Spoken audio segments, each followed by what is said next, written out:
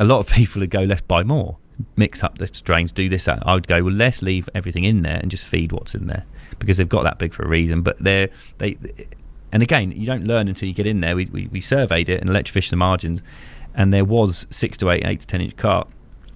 Every single one we caught was nailed by cormorant. They all had markings on, and and that's why they were hiding in there. But that shows, okay, well, a few years ago there was probably excellent recruitment for a year or two, which probably slowed the growth rates down. And if you use that as an example, probably over the last 20 years, that's what I was talking about earlier. It's happened. The carp will actively breed in there. Some years have had massive recruitment, other years they haven't. When they have, it slowed the growth rates down and they're sped up as the cormorants. So the cormorants are helping in a way, but not.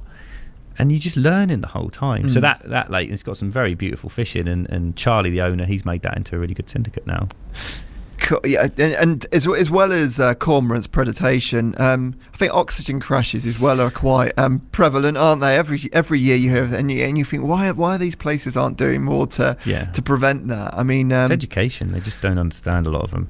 It's too easy to blame that. I've heard so many places, we had a fish kill because of an oxygen crash. We had a fish kill because of an algal bloom. We had a fish kill because of this. It's like, yeah, but every single water, if it's wild lakes where no one knows anything about it, fine, nature happens. But most of us we're dealing with places that there's someone responsible. There's a fishery manager or an owner responsible, and they have to step up and learn.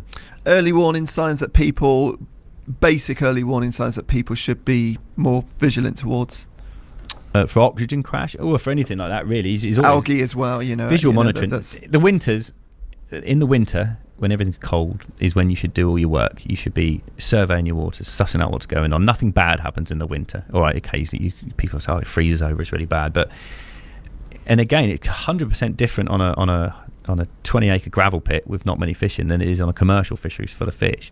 But early warning signs are always, if people say, I wait until the fish are gasping on the top before I worry about it, and I'll put the aerators on. It's too late then.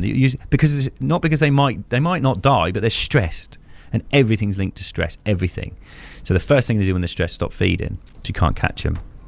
And without a doubt, I go to a lot of venues with too many fish in, and you net them in the winter and there's loads of fish there, but the anglers don't catch them. And a lot of the time the windows where they can catch them are very small, because the oxygen content might be dipping, and you might have a load of fish in there, but the first thing they do when they're stressed is not feed. Anglers only catch fish when they're feeding. And the fish uses the same parts of his body to feed as he does to breathe. So it stands to reason, really. And we find that by reducing the biomass, not just of carp but of other species, we don't take people's fish away, but we'll put them into other lakes for them, or we'll help them with sorting paperwork out, or we'll even say we'll ring a fish dealer and they'll come pick them up, sort of thing. We don't want to get involved in that. But more often than not every time, but more often than not, reducing the numbers massively help. We do it at Horseshoe, and that's 60 acres, and we take roach out of there every year. That was down to stress. The fish losses with the fish loss